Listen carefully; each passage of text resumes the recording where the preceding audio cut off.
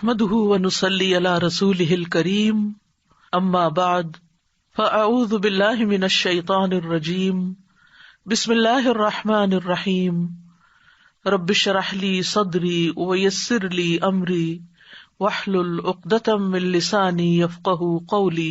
سورۃ یاسین نحمده ونصلي على رسوله الكريم اما بعد فاعوذ بالله من الشيطان الرجيم بسم الله الرحمن الرحيم یاسین والقرآن الحکیم انك لمن المرسلین علی صراط مستقیم تنزیل العزیز الرحیم لتنذر قوما ما انذر آباؤهم فهم غافلون لقد حق القول على أكثرهم فهم لا يؤمنون إنا جعلنا في أعناقهم أغلالا فهي إلى الأذقان فهم مقمحون وجعلنا من بين أيديهم سدا ومن خلفهم سدا فأغشيناهم فهم لا يبصرون وسواء عليهم أأنذرتهم أم لم تنذرهم لا يؤمنون إنما تنذر من اتبع الذكر وخشي الرحمن بالغيب فبشره بمغفرة وأجر كريم إنا نحن نحيي الموتى ونكتب ما قدموا وآثارهم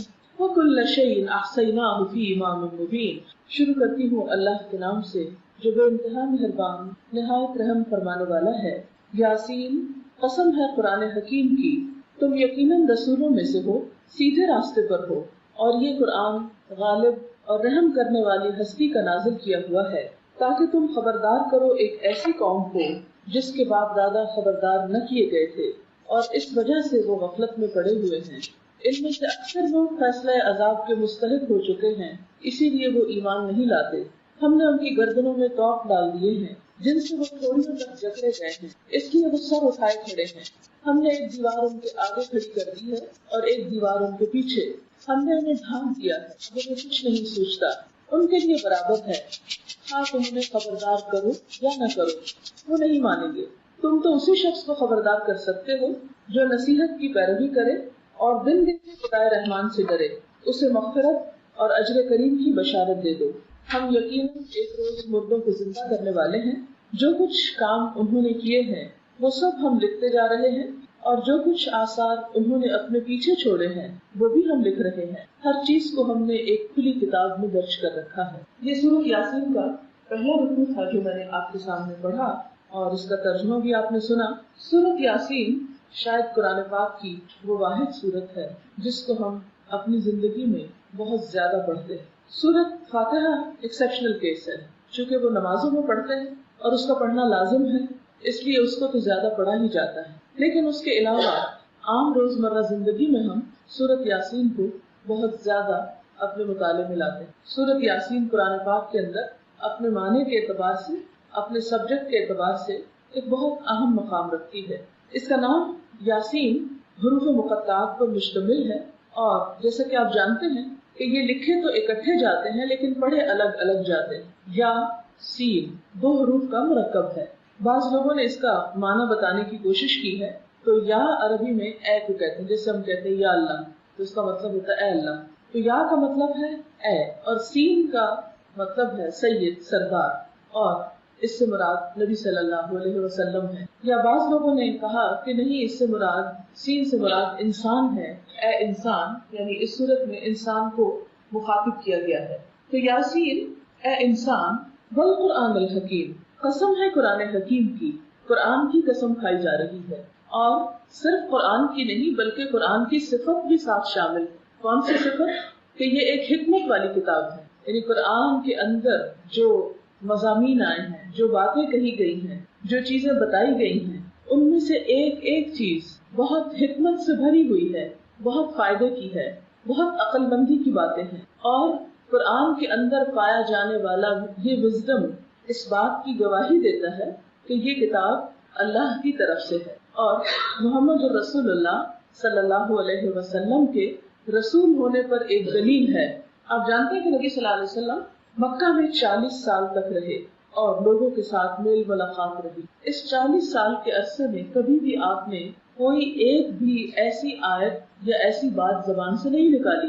یکایک 40 سال کے بعد آپ نے ایسا کلام سنانا شروع کیا جو اس سے پہلے کبھی کسی کی اپروچ میں ہی نہیں تھا، کبھی کسی نے اس کے بارے میں سوچا ہی نہیں تھا کہ نہ یہ شعر ہے اور نہ یہ نثر ہے.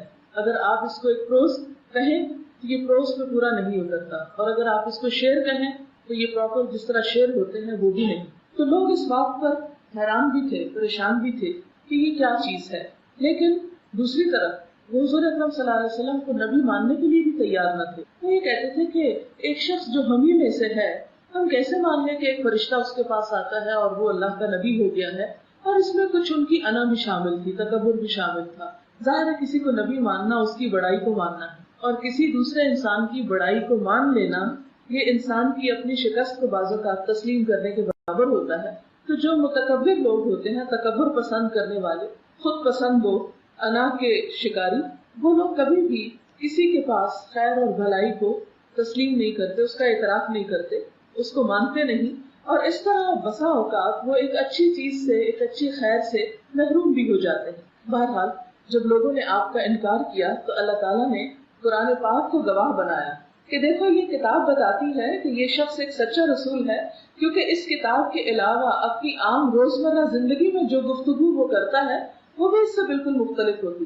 ابھی آپ احادیث اگر پڑھیں تو آپ دیکھیں گے کہ احادیث جو حضور صلی اللہ علیہ وسلم کا اپنا کلام ہے وہ بالکل مختلف ہے. اگرچہ اس میں بھی بڑی حکمت کی باتیں ہیں، بہت اچھی اچھی نصیحتیں ہیں، بہت خوبصورت سیئنگز ہیں آپ کی، لیکن پھر بھی وہ اپنے زبان کے اعتبار سے، اپنے لینگویج کے سٹائل کے اعتبار سے قرآن سے بالکل مختلف ہے. بعض اوقات ایک ہی آیت کی تفسیر ہوتی ہے ایک حدیث، لیکن حدیث کے الفاظ میں وہ چیز نہیں ہوتی جو قرآن کے الفاظ میں ہوتی. تو انکار کرنے والوں کو یہ دلیل دی جا رہی ہے کہ دیکھو اس قرآن کے الفاظ پر، اس کی حکمت کے اوپر، اس کے معنی کے اوپر غور کرو تو تمہیں خود ہی اس بات کی دلیل مل جائے گی کہ محمد رسول اللہ صلی اللہ علیہ وسلم ایک سچے رسول ہیں. انک لمن المرسلین علی صراط مستقیم، اور سیدھے راستے پر ہیں. وہ لوگوں کو صحیح راستے کی رہنمائی کر رہے ہیں اور خود بھی اس کو فالو کر رہے ہیں. تنزیل العزیز الرحیم، یہ قرآن ایک ایسی ہستی نے بھیجا ہے جو بہت زبردست ہے، بہت قوت والی ہے، اور دوسری طرف رحم کرنے والی بھی ہے. یعنی اگر کوئی شخص اس کی نافرمانی کرے تو اس کو پکڑ بھی سکتا ہے، یعنی اللہ تعالیٰ، اور دوسری طرف انسان کے گناہوں کے باوجود اس کو مہلت دیتا ہے تاکہ شاید انسان کبھی پلٹ آئے. اور یہ قرآن بھیجا کیوں گیا؟ قرآن حکیم کی قسم کھا کے بتایا جا رہا ہے کہ یہ کیوں آیا ہے، یہ کتاب کس لیے آئی ہے. لِتُنذِرَ قَوْمًا مَّا أُنذِرَ آبَاؤُهُمْ، تاکہ تم ایسے لوگوں کو خبردار کرو، بتاؤ کہ جن کے باپ دادا کو بتایا نہیں گیا تھا. اور آپ دیکھیں کہ ہر جنریشن میں یہ بات کتنی سچی ہے کہ تم اس جنریشن کو اس کتاب کی طرف لاؤ، کیونکہ ان کے آباء و اجداد اس سے دور رہے، لہٰذا وہ ہدایت سے بہت دور ہو گئے. فَهُمْ غَافِلُونَ، تو وہ غفلت میں پڑ گئے. تو اس سے یہ پتہ چلتا ہے کہ اسلام کسی وراثت کا نام نہیں. مسلمان ہونا صرف ورثے میں نہیں ملا کرتا. کسی کے گھر پیدا ہو جانے سے کوئی شخص صرف مسلمان نہیں بن جایا کرتا. مسلمان بننے کے لیے ہر شخص کو انڈیویجول ایفرٹ کی ضرورت ہے. ہر شخص کو ڈائریکٹ اپنے رب کے اپروچ کی ضرورت ہے، اپنے رب کے ساتھ ایک تعلق کی ضرورت ہے. کوئی شخص یہ نہیں کہہ سکتا کہ میرے ماں باپ چونکہ بہت نیک انسان تھے اس لیے میں بھی نیک ہوں. نہیں، ہر شخص کی نیکی اور اس کا کردار اور اس کا اخلاق اور اس کا عمل اس کے اپنے ساتھ ہے. بعض اوقات اولاد ماں باپ سے بھی بڑھ کر نیک ہوتی، اور بعض اوقات نیک ماں باپ کی اولاد بھی بہت نالائق ہو سکتی ہے. یہ ایسے ہی ہے جیسے کوئی شخص یہ نہیں کہہ سکتا میں ڈاکٹر ہوں کیونکہ میرے والد ایک ڈاکٹر تھے. کبھی آپ کسی ایسے شخص کو ڈاکٹر ماننے کو تیار نہیں ہوں گے کہ جس کے والدین ڈاکٹر ہوں. ڈاکٹر بننے کے لیے ایک شخص کو خود اپنی پرسنل ایفرٹ کی ضرورت ہوتی. اسی طرح ایک اچھا انسان بننے کے لیے، ایک مسلمان بننے کے لیے ہر انسان کو خود اپنی کوشش اور اپنی محنت کی ضرورت ہے. یہی چیز یہاں پر بتائی گئی کہ تم ان لوگوں کو دین کی بات بتاؤ، اچھائی کے راستے پر لاؤ، کیونکہ بہت عرصے سے یہ اس تعلیم سے دور رہے، ان کے ماں باپ بھی دور تھے، وہ غفلت میں پڑ گئے تو ان کا اثر ان پہ بھی آ پڑا، تو انہیں اس غفلت سے نکالو. لیکن بات یہ ہے کہ ان میں سے اکثر لوگ فیصلہ عذاب کے مستحق ہو چکے ہیں، اس لیے وہ نہیں مانتے. کہ نبی صلی اللہ علیہ وسلم نے جب بتانا شروع کیا تو بہت سارے لوگوں کے لیے یہ پیغام اور یہ بات ایک نئی بات تھی. اور آپ نے دیکھا ہوگا کہ ہر نئی بات کو لوگ شروع میں ناپسند کرتے ہیں، پھر اس کے بعد آہستہ آہستہ اس کو ایکسپٹ کرنے لگتے ہیں. یہ انسان کی فطرت ہے.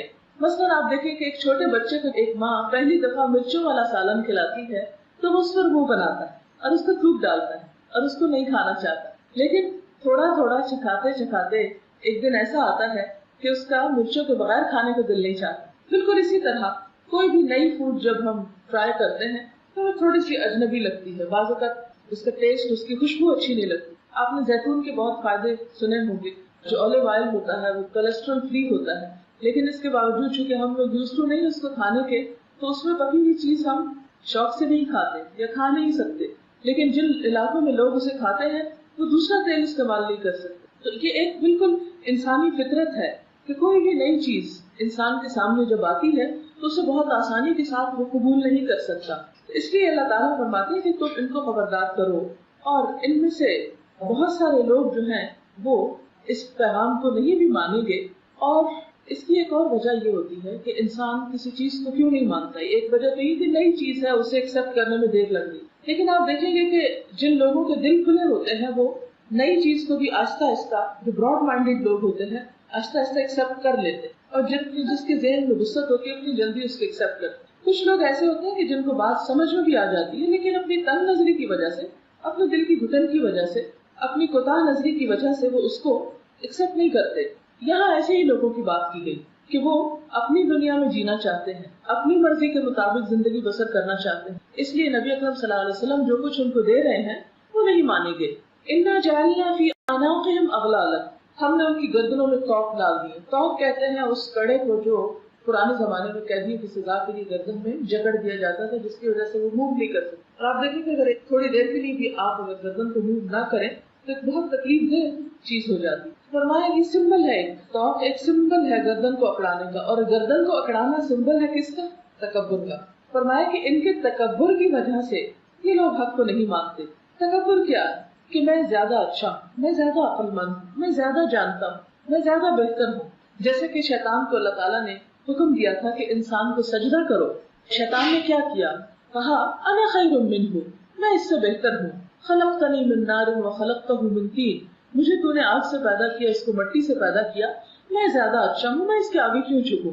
لہٰذا اس کا یہ انکار اس کے تکبر کی وجہ سے تھا. اسی لیے جو لوگ دنیا میں تکبر کا شکار ہوتے ہیں، اپنے آپ کو بڑی چیز سمجھتے ہیں، وہ اللہ کی بات پر توجہ بھی نہیں دیتے، اسے سننا ہی نہیں چاہتے، اور سن کر اس پر عمل بھی نہیں کرنا چاہتے. کیونکہ بسا اوقات تکبر کی وجہ سے وہ قبول نہیں کرتے، اور بسا اوقات اس لیے قبول نہیں کرتے کہ پھر اسے قبول کر کے انہیں اپنی کچھ عادتوں کو چھوڑنا پڑتا. اور وہ سمجھتے ہیں کہ ان چیزوں کو چھوڑنے سے ان کی وہ شان و شوکت میں شاید کچھ کمی آ جائے، اس لیے وہ بات ماننے سے انکار کرتے ہیں. پھر فرمایا وَجَعَلْنَا مِن بَيْنِ أَيْدِيهِمْ سَدًّا، ہم نے ایک دیوار ان کے آگے کھڑی کر دی. وَمِن خَلْفِهِمْ سَدًّا، ایک دیوار ان کے پیچھے ہے. فَأَغْشَيْنَاهُمْ، اوپر سے بھی ڈھانپ دیا ہے. فَهُمْ لَا يُبْصِرُونَ، وہ دیکھ ہی نہیں سکتے. یعنی جب ایک شخص اپنے آپ کو بڑی چیز سمجھنے لگتا ہے تو پھر اس تکبر کی وجہ سے اللہ تعالیٰ اس کو ایک سزا دیتے. اور وہ سزا کیا ہوتی ہے کہ اس کو حق بات سمجھنے کی توفیق نہیں دیتے. اور اس کو اس سے تشبیہ دی گئی کہ جیسے کسی شخص کے آگے بھی دیوار ہے. مثلا اس وقت ہم ایک کمرے میں بیٹھے ہوئے ہیں، ہمارے سامنے بھی دیوار ہے، ہمارے پیچھے بھی دیوار ہے، اور ہمارے سر پہ بھی چھت ہے. لہٰذا ہم اس کمرے سے باہر کچھ نہیں دیکھ سکتے. بالکل تکبر کرنے والا شخص اپنی ذات اور انا کے خول میں اس طرح بند ہو جاتا ہے کہ وہ نہ آگے دیکھ سکتا ہے نہ پیچھے دیکھ سکتا ہے، نہ اسے اپنے مستقبل کی کوئی فکر ہوتی ہے اور نہ اپنے ماضی سے کوئی سبق لیتا ہے. اور اوپر سے بھی ڈھانکے ہوئے کہ اللہ کی طرف اس کا کوئی دھیان نہیں ہوتا، توجہ نہیں ہوتی، رجحان نہیں ہوتا، تعلق نہیں ہوتا. لہٰذا ان کو کوئی بات بھی سمجھ نہیں آتی، ان کو فائدہ ہی نہیں ہوتا. پھر فرمایا وَسَوَاءٌ عَلَيْهِمْ، ان کے لیے برابر، ایسے لوگوں کے لیے برابر ہے. کیا؟ أَأَنذَرْتَهُمْ، خواہ تم ان کو ڈراؤ، أَمْ لَمْ تُنذِرْهُمْ، یا نہ ڈراؤ، لَا يُؤْمِنُونَ، وہ نہیں مانیں گے. یعنی آپ ان کو کوئی نصیحت کریں یا نہ کریں، خبردار کریں یا نہ کریں، کوئی ڈر والی آیت سنائیں یا نہ سنائیں، وہ سب سنی انسنی کر دیتے ہیں، ان کو کچھ سمجھ نہیں آتی. یہ بالکل ایسے ہی جیسے اس کمرے کے باہر اگر کوئی چیخ چلا رہا ہو، پکار رہا ہو، تو ہمیں کچھ پتہ نہیں چلے گا کہ کوئی رو رہا ہے. اس چھت پہ اس وقت کوئی رو رہا ہو، چلا رہا ہو، ہمیں تو کچھ خبر نہیں کہ کیا ہو رہا ہے، کیونکہ ہم تو اس کے اندر بند ہیں. تو بالکل اسی طرح متکبر شخص جب اپنی ذات کے خول میں بند ہوتا ہے تو اللہ تعالیٰ اس پہ ہدایت کے دروازے بند کر دیتے ہیں، اور پھر ان پر کوئی نصیحت کی بات اثر کرتی ہی نہیں. اس لیے کہ وہ ہر وقت اپنے خیالوں، اپنی دنیا اور اپنی ہی آپ میں رہتے ہیں. اس لیے حق کی بات، ہدایت کی بات ان کے دلوں تک نہیں پہنچتی. فرمایا انما تنذر من اتبع الذکر، وخشی الرحمن بالغیب، تم تو اس کو ڈرا سکتے ہو کہ جو غائبانہ طور پر اپنے رب سے ڈرے، یعنی تنہائی میں بھی جس کو اپنے رب کا احساس ہو، جو بن دیکھے اپنے رب سے ڈرے، یعنی کسی نے اللہ کو دیکھا نہیں لیکن اس کے باوجود وہ شخص جو غیب کے پیچھے یا اس پردے کے پیچھے اپنے رب کو محسوس کر سکے، اسی پر یہ کلام نصیحت اثر کرتا ہے۔ آپ دیکھیں کہ جیسے اس وقت میں بات کر رہی، میری بات آپ کے کانوں سے ٹکرا رہی، لیکن بسا اوقات ایسا ہوتا ہے کہ کچھ لوگوں کے صرف کانوں تک نہیں ٹکراتی، دل تک بھی اترتی۔ اب دل جو ہے وہ سامنے ایکسپوز نہیں ہے، وہ تو بہت پردوں کے اندر چھپا ہوا، لیکن جو شخص دلچسپی لیتا ہے ایک بات کے اندر، وہ آواز جو ہمیں نظر نہیں آتی، وہ آواز کان سے دل تک پہنچتی ہے اور دل سے پورے جسم پہ اثر کرتی ہے، سارا جسم پوری باڈی اس میں انوالو ہو جاتی ہے۔ اسی طرح ایک شخص جو اللہ تعالیٰ سے ایک تعلق رکھتا ہے، اللہ کی عظمت کو محسوس کرتا ہے، تو اللہ تعالیٰ خواہ پردے کے پیچھے چھپا ہوا ہے لیکن وہ اس کے پریزنس کو فیل کر سکتا ہے، یہ اس کے اپنے احساسات کی بات ہے۔ تو جو اس قابل ہو کہ پردے کے پیچھے ذات کو محسوس کر سکے، پھر وہ اس کی بات کو بھی اپنے اندر ایبزارب کر سکتا ہے۔ ایسے لوگوں کے لیے جزا کیا ہے؟ فَبَشِّرْهُ بِمَغْفِرَةٍ، آپ انہیں بخشش کی خوشخبری دیں کہ اللہ تعالیٰ ان کے گناہوں کو معاف فرما دیں گے، وہ اجر کریم، اور بہت باعزت اجر کی، یعنی انہیں جزا ملے گی، انعام ملے گا لیکن بہت عزت کے ساتھ۔